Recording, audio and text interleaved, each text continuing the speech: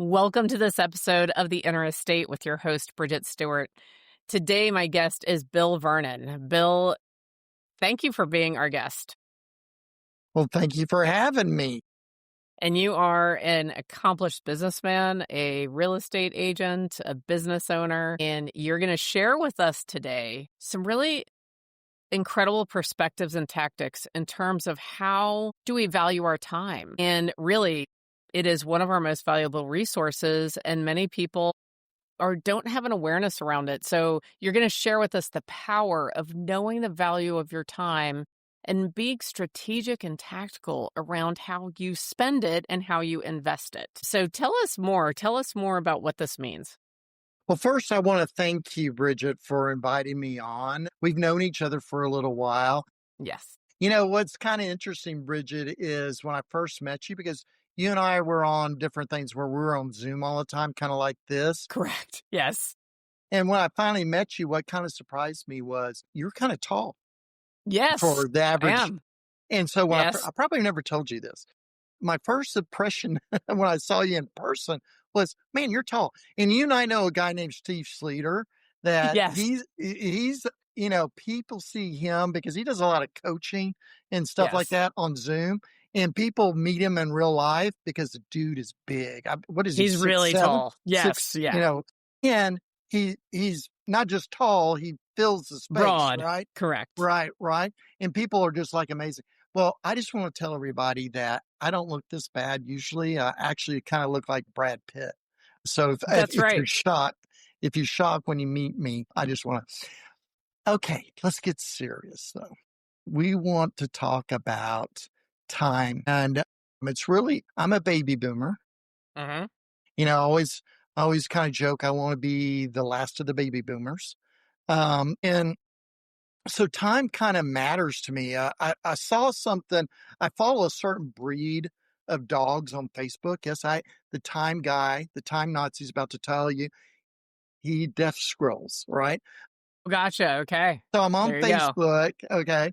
I'm on Facebook following my certain breed that I love.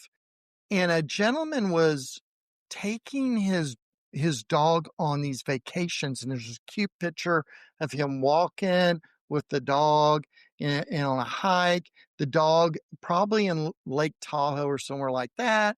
Mm-hmm. The dog was just wistfully looking out over the lake, and it says, I have 11 summers with him, and That's I'm right. making them count. That's right. So there's one of, I'm going to talk to you guys about 5 strategic principles that I kind of think about, Mm-hmm. as well as some tactical stuff that we'll talk about that kind of lead into the principles. So the first principle is I embrace my limitations and accept that I do have 11 summers. Yes. And we really, you and I kind of walk around thinking we're all okay. I won't tell you the long rabbit trail of, I went and did one of those full body scans, how I Right. got involved in that. I walked in there and I was healthy. I did the Yes. body screen, and then I come out and now I have a cardiologist, a GI guy. I have, my GP is just going, dude, so we got to realize that there's some finite principles to our life. Agreed. There's a time we're a candle and we're going to burn out at some point. Yes. So that leads to, this embracing that and understanding that, hey, I need to happen to life and not have life happen to me. And I need to kind of think about that. And the next thing is I focus on what matters. You know this. My daughter, last year was her senior year. We just dropped her off at college. There's another. Congratulations. This is, yeah, thank you. She's phenomenal.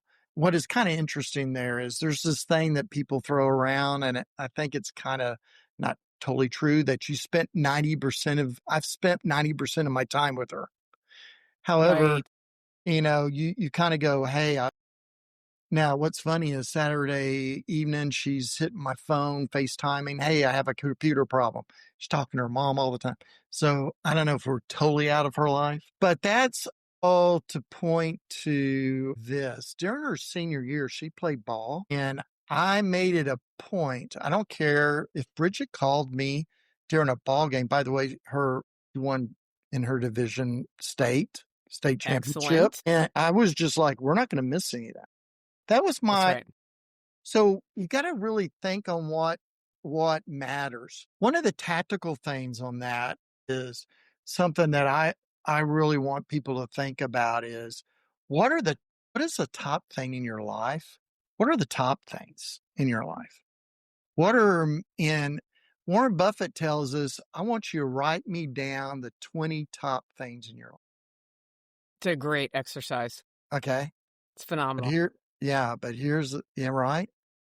But here's the deal. You're only going to choose the top 5. 5. That's exactly right.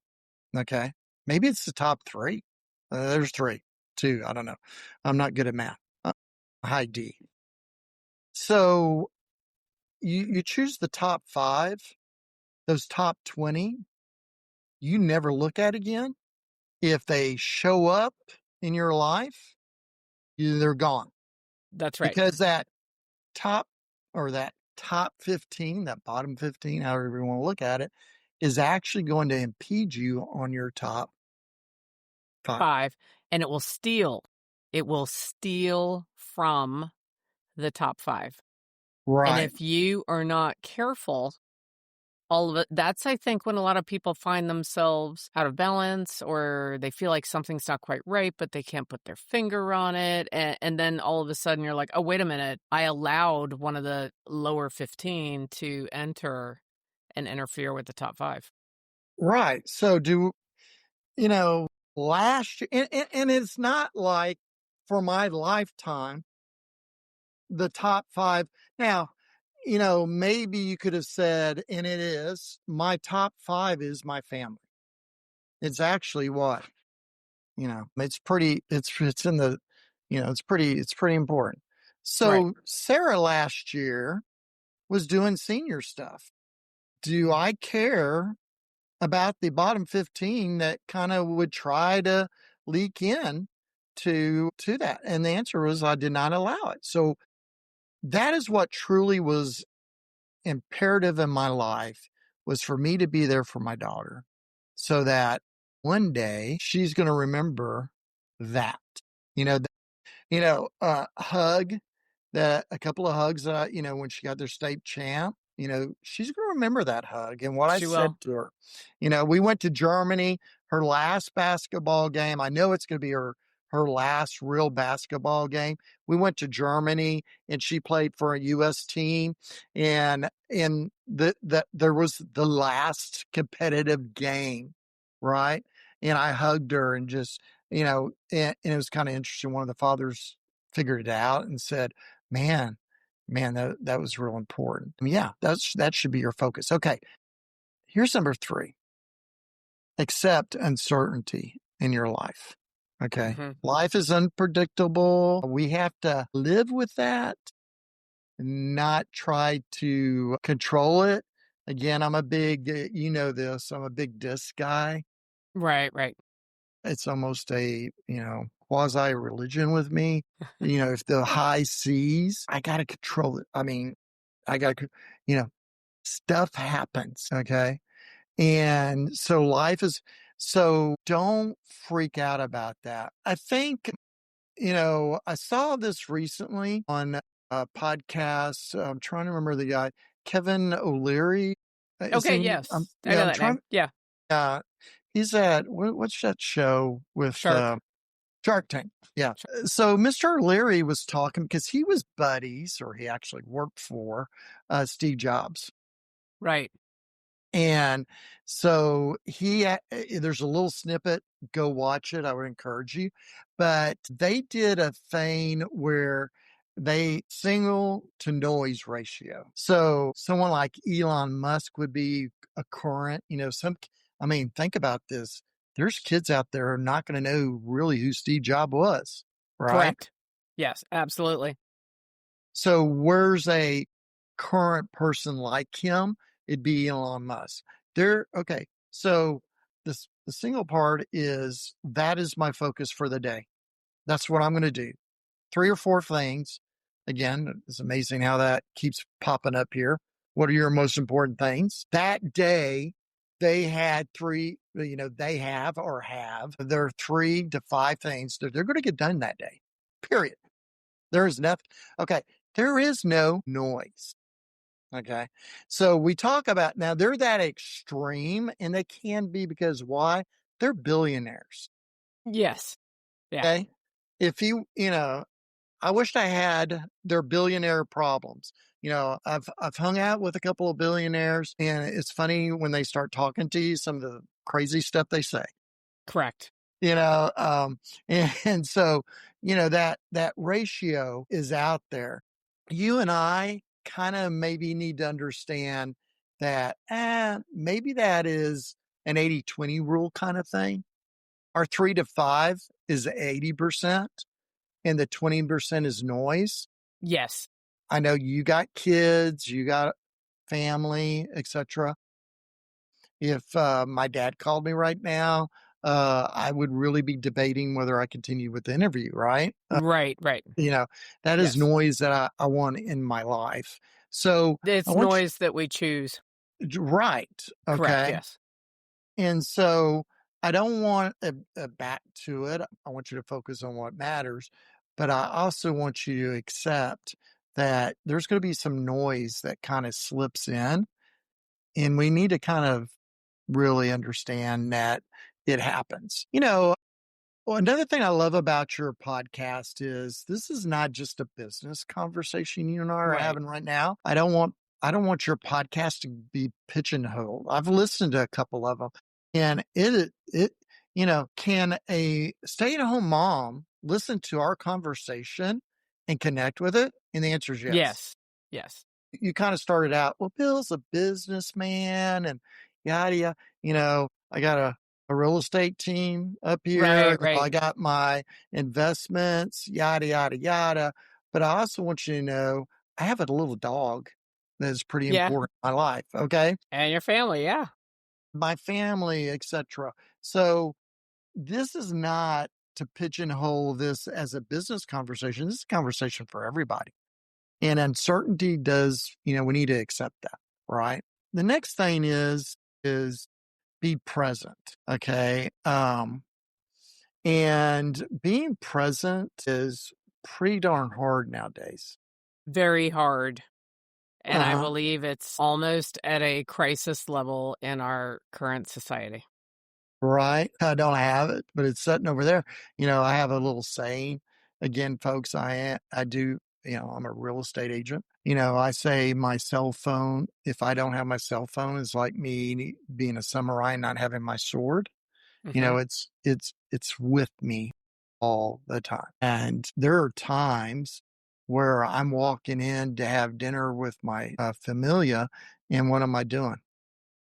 You know, On your phone. I'm on that phone. Hmm. Okay. There's a new rule in my house. I'm not allowed on it after 9:30. Not even to Perfect. death scroll. Good. I love it. Okay. Not if business people are calling me at 9:30, my office building better be burning. Okay. Correct. Yes. But I'm down to, I'm not death scrolling puppy videos. Okay.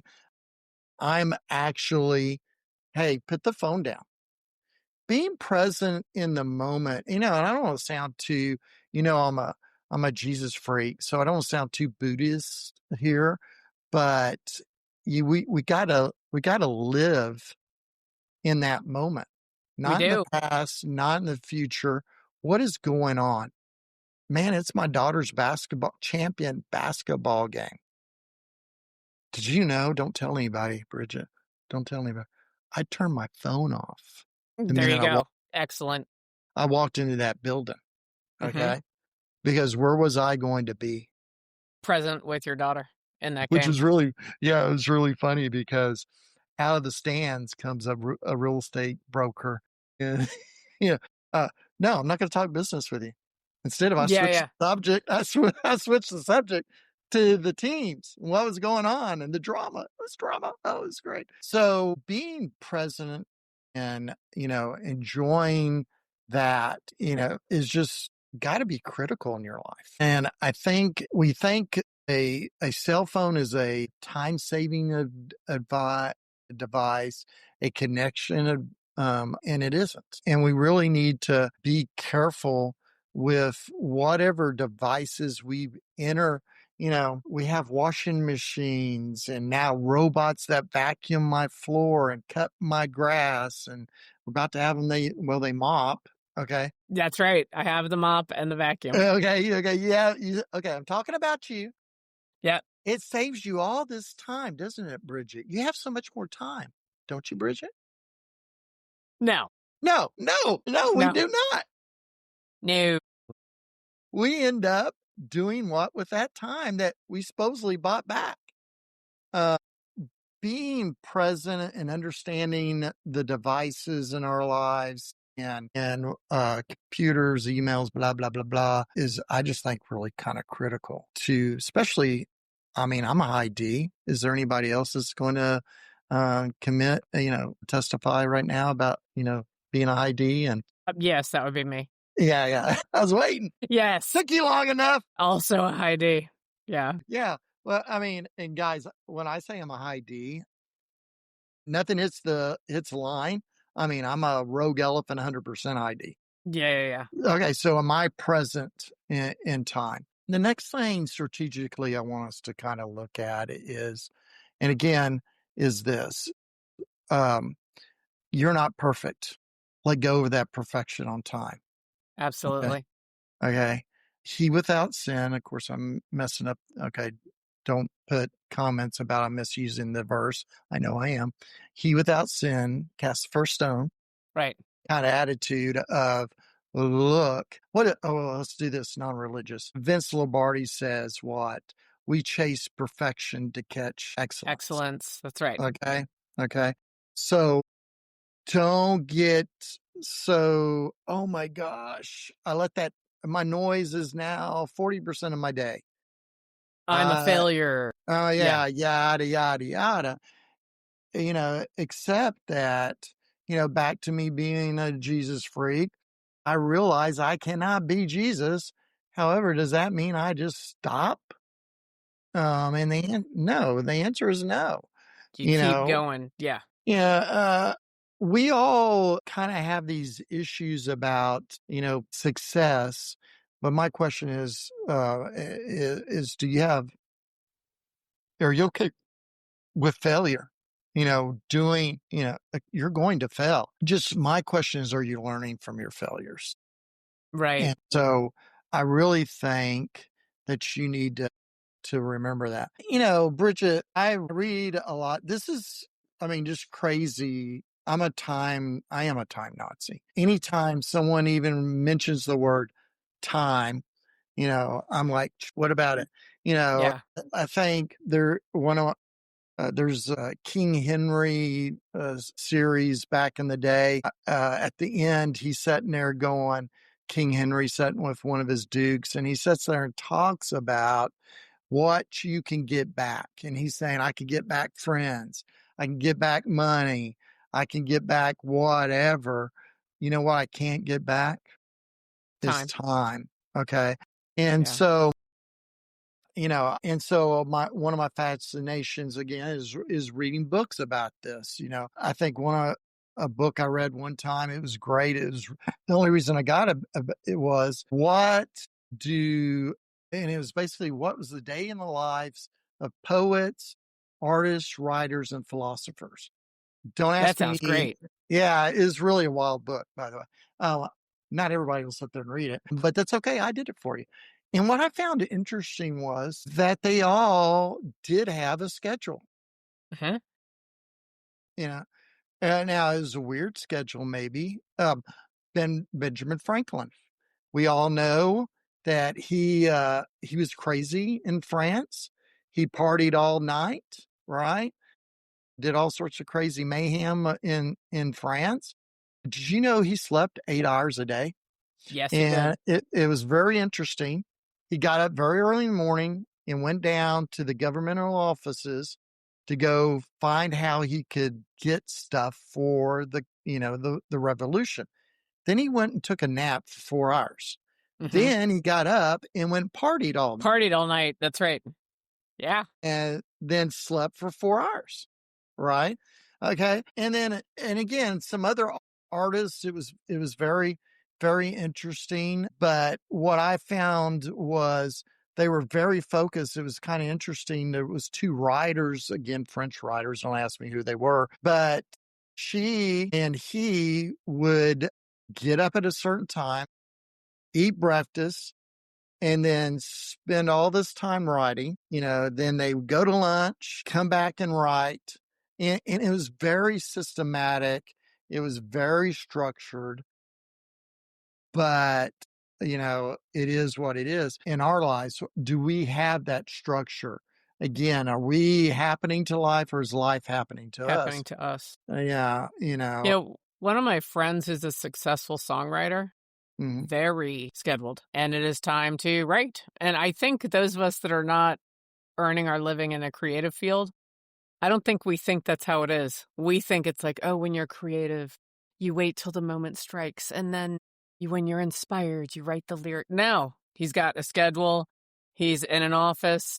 He's writing both lyrics and music, and he is scheduled about it. Doesn't mean that he has moments of wild inspiration that strike, at a certain time. There's an interesting documentary on Chicago where they talk about that a little bit. And some of their biggest hits did come from some of those moments of inspiration. But some of their biggest hits came when they had scheduled, okay, we need to write a song.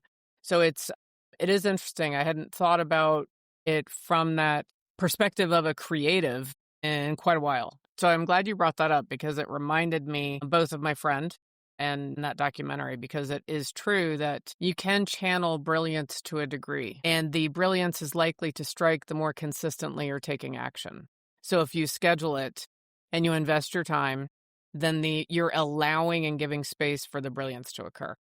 Yeah, I just love what you're saying because what I want you to think about this again. I'm a baseball guy. They go out there and hit balls, etc.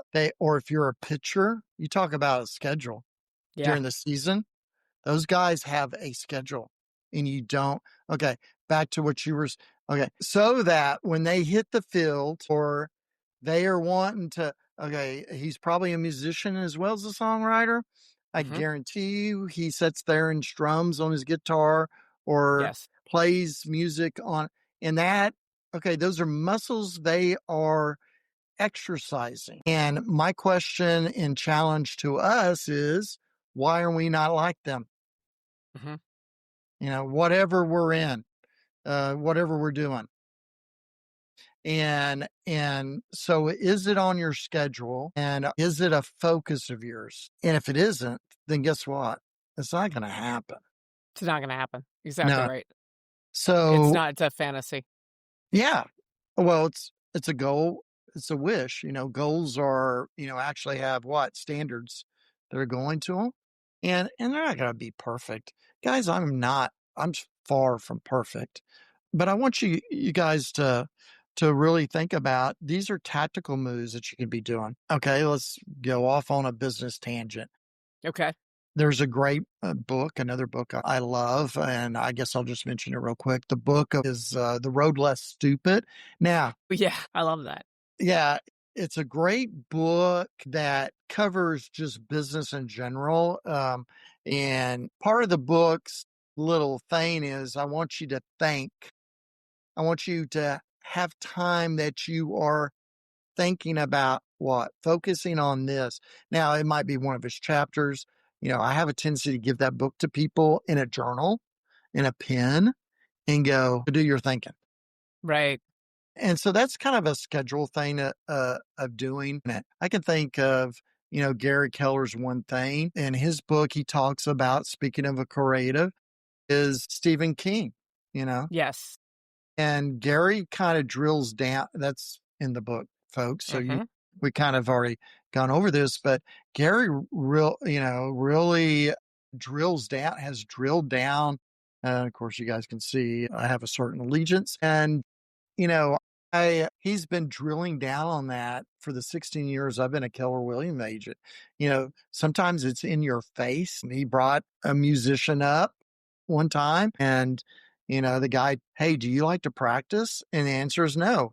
My goal is fishing. I kind of know about fishing, but do I really know about fishing?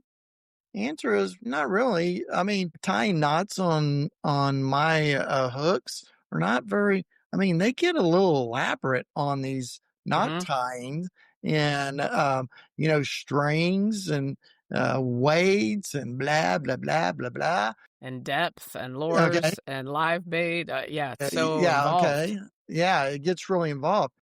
If I was going to become a person that's really good at fishing, I'm gonna have to really spend some time. It's gonna have to be a schedule, and it's gonna have to be, I'm gonna have to have, some priorities that are measurable and, look at my progress and what is the outcome.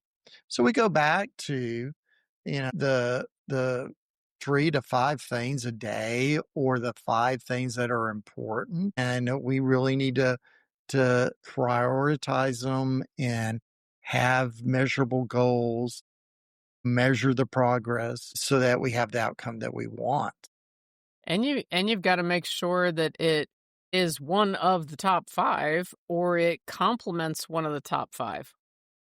So using that example of the fishing, let's say that you do now have an adult child and you want to make sure you're spending more time with them and they love fishing. Great. Okay, so one of the top 5 is family, and then by learning and mastering that, you're contributing to that 5th one.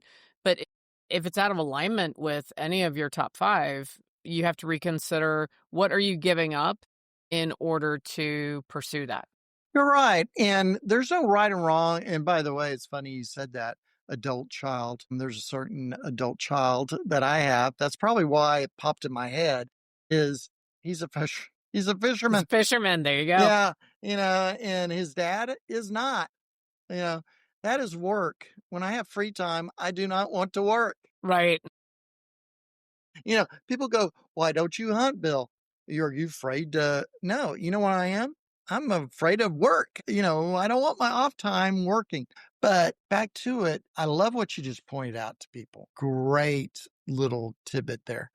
You know, what are one of my things on that list is family, staying connected with them. God knows I can go off on, you know, and not be present, right? Right, right. What was that, number 4? And so, yeah, we just really have to really think about does the fishing stuff, but it needs to be really measured and thought out. So, I'm not going to tell you. I know some of the strategic stuff I talked about. You're kind of thinking, well, I don't need a calendar. You know that I am calendar robot. I live by my calendar. Yeah, I know because sometimes Bill doesn't hit your calendar at the right time, and I get phone calls. Yeah, you do. Yes. Do I have an Everyone appointment needs with a you? calendar. Well, no. I mean, again, it's not because I am a time Nazi. I mean, one of the guys I used to work with got very irritated with me and it was just wild, Bridget, because we were literally across the hall. We had glass so we could see each other. Right. Okay. About half the time my door was open. Pretty much I keep my door closed because I'm kind of loud. Even with the door, you Mhm, probably can hear me out in the hall. mhm. But we could, and he would sit there and I remember one time he was sitting there. Yeah, Bill and I will meet you at blah blah blah time. And oh yeah, look at you. Pardonnez-moi. You know exactly what happened. I said, "Did you check?" I mean, out loud as the whole office, probably heard me. It's a two-story office. "Did you check with me to see?" Um, yeah, and that team didn't work too well after a while because, Right. he didn't realize. Different perceptions of time. And it was. Well, Well, it's perception of time and perception of who was running stuff. Well, yeah. And I will say on the element of this, when I talk, so I coach a lot of leaders, a lot of business owners, some CEOs, some HR people, and we talk about hiring processes and interviewing a lot. And I'm sure you've heard this before, but I think one of the most critical elements when you're interviewing someone is to find out their perception of on time, late, and early. And you've got to be creative in the way that you ask, because what I have found in the years I've been coaching, when are issues with a team or work, you'd be shocked how often it comes back to different people's perception of on time, late, and early. And then, so sometimes, and then that impacts communication, expectations, all of it. But you've got to nail down that particular element. And so oftentimes interviews don't necessarily ask about that in a way where you get to the truth. Yeah, I think especially in our current job environment, if you're a Z or listening to us talk right now, Hmm. is one of the things you need to get with your boss about is exactly that time. What are your expectations around time? What does that look like? How do I win with you on this Hmm. subject? How do I lose with you? Because again, being a high D and a time Nazi, if you show up 5 minutes late, what do you Yeah. think my attitude is? Yeah. Right. Yes. And so you just nailed it. And I think the trap a lot of people that are doing interviewing fall into, they'll be like, "Hey, Bill, would you say you're punctual?" What are you going to say? Yeah. Yeah. You don't know what your definition of punctual is, right? So, just to give someone an example, a great way to find out is to say, "Bill, I'm going to ask you a crazy question, okay? Yeah. What's that? Let's just say that you are supposed to meet someone for lunch and you had a crazy morning, traffic, there's an accident in front of you. Thank goodness you weren't in it. Um, and you realize you're going to be 15 minutes late. How do you feel and what do you do? Dang, man, there needs to be some phone calling going on. And So how let's, do you actually feel about it?" yeah, not happy. Yeah. Yeah. We got, So, and then, so dive in on that because people can't fake that. Because I'll give you the converse.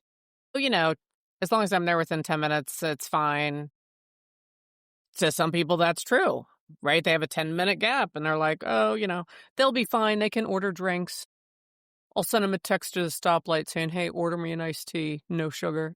So that's how you can actually get the real answer. Then you'll get some people that are saying, that's not possible because I am always 20 minutes early wherever I go, and I yeah, have work I 15 do before I go minutes is I'm in. Yeah, late. is Yeah. late.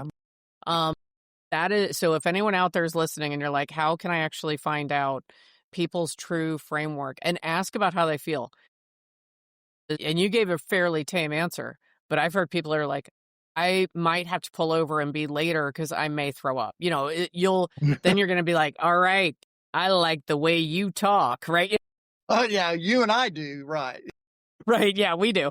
But that is so if anyone's wondering how can you actually get that? And you can flip it. So then you say, let's flip it. Let's say that someone's meeting you for lunch and you're already at the restaurant seated and they're 15 minutes late. What would you do and how would you feel? And that's Well, going to give you another insight into their true, what yeah, punctual means to yeah. them. And then if you're in a customer service or sales industry, our chosen industry, definitely that. You're going to know how they're going to treat your clients, your vendors, and colleagues. Just for you. And by the way, if you have the same feeling, if you're like, I love it, I run on LA time. As long as I'm within 10 minutes, it's great. So if you just find alignment there and you're going to minimize issues, especially in a small business. Yeah, I think a little chase a rabbit here is there's actually a syndrome where people cannot be on time. A Yes. mental, and so I know someone that's in my life, highly accomplished person, many degrees, she's gone up. She probably shouldn't have said her sex because hopefully she watches this and goes, he's talking about me. Very accomplished person. Love her to death. If she's 15 minutes late, she's on time. And she's not being malicious. And it it is what it is. And so it is kind of interesting. I don't know how many times I actually at the time Nazi would actually cover for because I'm pretty sure without, because I'm a psychoanalyst, that she has that syndrome. Um, Probably. Right. because she's not malicious about it. So I just wanted to throw that in that there are some people that, gosh, yeah, Well, you reminded me, I want to jump way back. I want to jump back to when you mentioned, I believe it was strategy number 2, and identifying those 5 things and investing, making sure that the decisions you're making are supporting those values. And if it's okay, I'd like to share one thing that I'm doing that please, I yes, believe is special and revolves around this. Anyone who knows me knows I am a music fanatic. I have a really, huge would vinyl. never guess it by Yeah, looking never behind you. guess. I know. And The Who is my favorite. So you should feel very honored today because that's one of my favorite Who albums back there. But I decided as a special series of memories and time that I wanted to invest with my son, Ethan. I wanted to take him to see, and my son, Nolan, too, but Nolan is independent and now living across the country. But with my son, I wanted to create the memories of taking him to see concerts of all the bands I've loved my whole life, which, by the way, he loves too because he's listened to it for 22 years, right? Or Yeah, yeah, right. 23 because he was Same hearing here. it My in utero. kids, yeah, my Yeah. kids, yeah. And that is something that I do with purpose and effort. I'm not going to bore everyone with everyone that we've seen, but it's a very impressive list. I think for his age, he probably would win a contest, of like, who've you seen? And he loves that. And I think to myself, because I'm not going to be here forever. And on occasion, I will think about when he has kids and he can share those stories. How, Mhm. oh, your grandma, she took me to all these concerts and I saw bands that most people my age never saw. And we spent that time together and I've got the t-shirts or whatever it is, however it manifests in the future. I feel like that is honoring one of the most valuable and important things in my life, which is family. And it's incorporating it in a way that I believe hopefully is going to be memorable and is going to last in a legacy style manner. And my dream is, which I haven't said this to him, but my dream is that he will then do that with his children in the future. And hopefully we're going to be around long enough where it could be the 3 generations going to see The the Who? concerts together. They'll probably be around. So yeah, they're still going to be out there. So I just wanted to give an example because as you were talking, I thought, oh, now that I think about that, that is a way that this is showing up in my life in a way that I find very meaningful. Yeah, again, I wanna be careful here of us not making this a focus of business. Business what is the, Zig Ziglar line? "Show me a man's checkbook" he was a sexist. "Show me a man's checkbook in his calendar, and I'll show you what is important to him." Importance, that's right. Okay? Now, you know, I sat there now, I just was mean to Zig Ziglar, by the way, a very, very Christian man. I love Zig Ziglar. Yeah, yeah, yeah. His pastor said, through his business teachings, I saw God in a different light. And so when you're hearing some of his sayings, I want you to think about that. But that is a critical thing. Zig Ziglar and I kind of think business, and we are business people. However, we need to take these skills and move them over into our lives. I have a lot of friction with some of my business partners because you know what? They're not really business people. Mm-hmm. And when I come in and go, hey, what is your GPS? What's your 411? Again, people, look at this up above me. What is your GPS? What's your 411? Do you have your, and, I don't care if it's on your phone, if it's a the bold maps bold. I love that one. If it's an actual book, I'm gonna Right. look at my age, whatever it is. But I want you guys to get, if you take something away from this video tonight today, is I want you to go look at your checkbook and at your calendar and tell me what is important in your life. Right. And is that what you want to be important in your life? Is that going to be your 3, 5 important things? Or are you scattered over 20 something? So I just hope that's what everybody gets out of this is, you know, there, there's the action stuff, but your call to action, for your business freaks is to really, I love that story you just shared with me because your music is better than the stuff his contemporaries throw out. Let's give everyone, I like to do this with guests. So, what if you and I both give anyone listening? Because I got to tell you, I feel like post COVID, so the rug was universally just yanked out from everyone. Uh-huh. Yeah. And Yeah. now I feel like people are having difficulty reconnecting in person, Yeah. getting back on a calendar, kind of being present and out in the world again. Some people are thriving with it, and I think some others are still stuck in kind of a quagmire or a whirlpool, and they're treading water, but they're not quite getting out of it. And a lot of it has to do with time. So they got, let's say, I don't want to be, but addicted to online. They got addicted to their phone. They maybe lost some social skills in the last 5 years. Could you and I each give them at least one very practical thing that they could do right now? We've discussed a few. You could certainly go back to some of the few you've shared, but let's each give one tip. So anyone listening, if they're like, I get it, I like what they're talking about, I don't even know where to start, where would you recommend starting? I'd recommend that you seriously take a written calendar daily. Go to Wally World or whatever, get you a written calendar. I want you to open it up.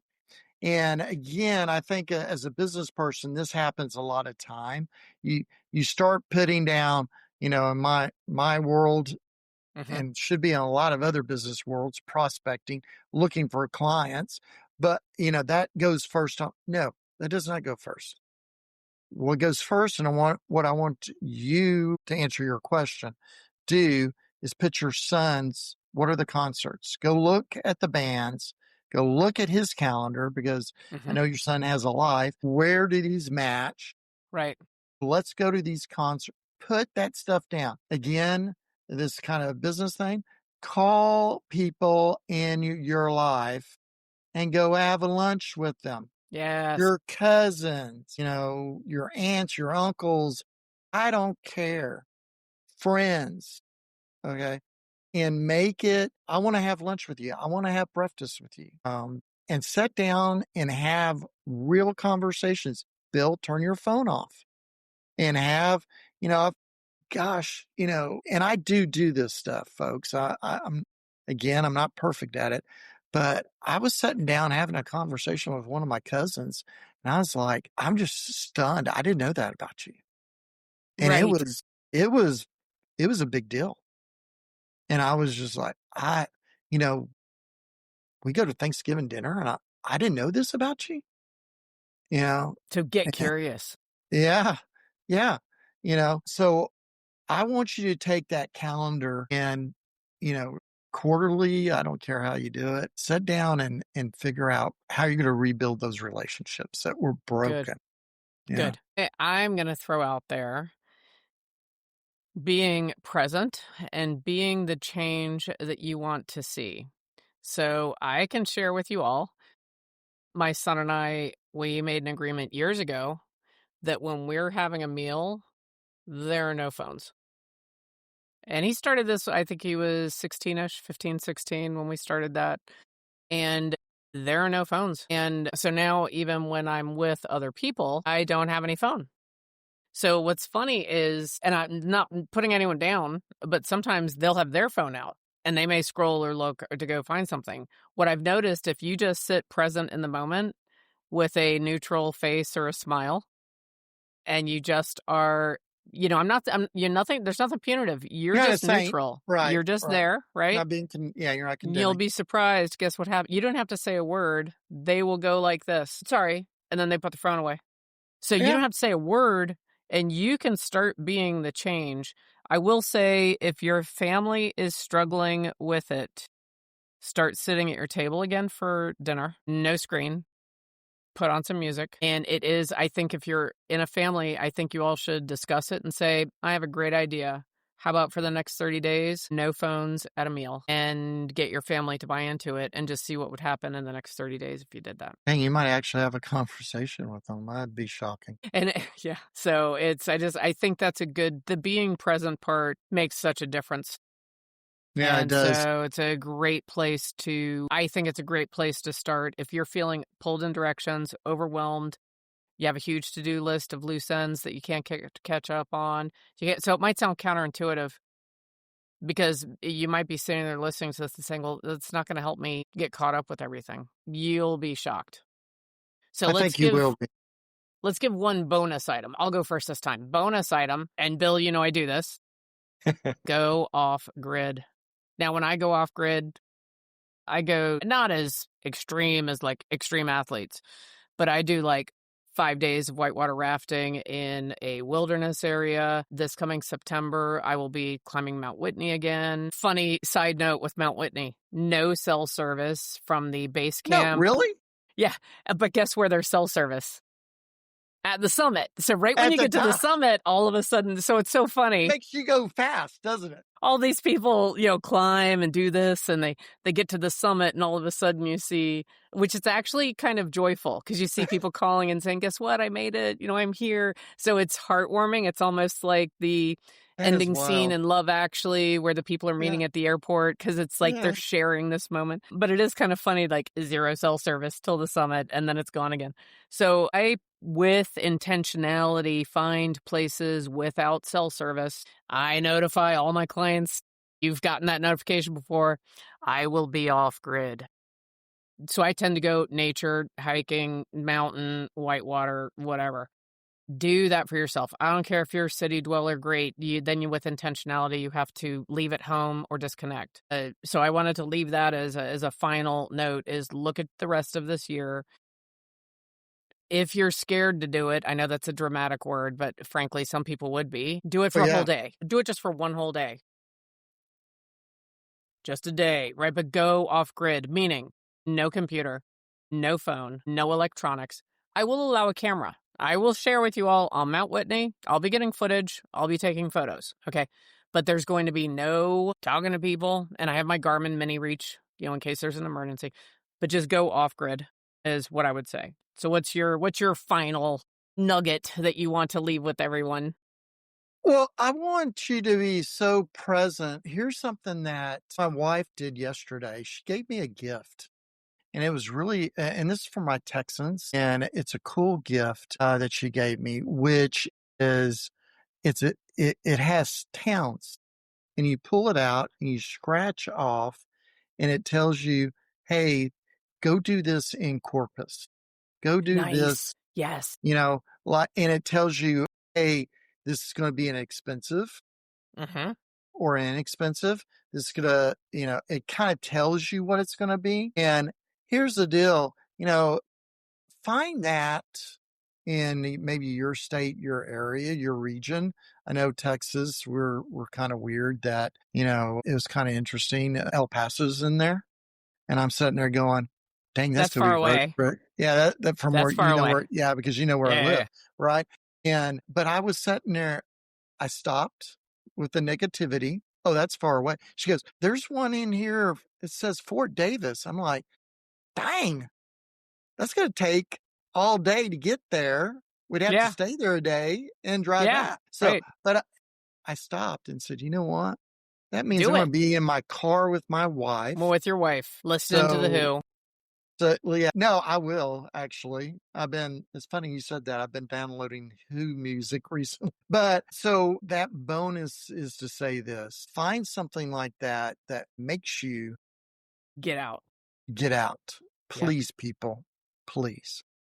Because, back to the time thing, what's going to determine how old you and I are going to live is those relationships. It is Right, not right. It's not the fact that I never smoke and being a Southern Baptist, never drunk or, whatever. I'm eating kale all day. It is actually your relationships. Trust me. Yeah, it's true. That's fact. Well, just giving a quick side note on, I mentioned that you are a family man and you are a man of faith. Um, since you were calling yourself Jesus freak, I'll call myself wacky papist. And also you are a business leader, a business owner in multiple businesses, including a family business, and one of your chosen industries, which is also mine, is real estate. We're both, I'd say, leaders in real that's estate my and real nine to estate five. agents. Yeah, and you've got the I-5 group, which I love, and you are practicing at Keller Williams Lone Star. So if anyone wants to reach out to you, certainly they can. I have found this very compelling, and it is true. I wake up every day, and I've shared this with people before. One of my former coaches, Matthew Ferry, trained me, and it was long and hard, but he trained me to wake up every day, and the first thought I have every day, and I know you've heard this, Bill, is another day above ground. Let's go get it. It's another day above ground. And I live with that sense of gratitude in my heart when I open my eyes in the morning. My sister says it's probably why I'm single, and that's okay with me, right? So, because I love waking up like that. And we don't know the day, we don't know the hour. And we are stewards of our talents. We're stewards of our money. And what you and I reinforced today is we are stewards of our time. And I want to thank you for this reminder and this deep dive into it.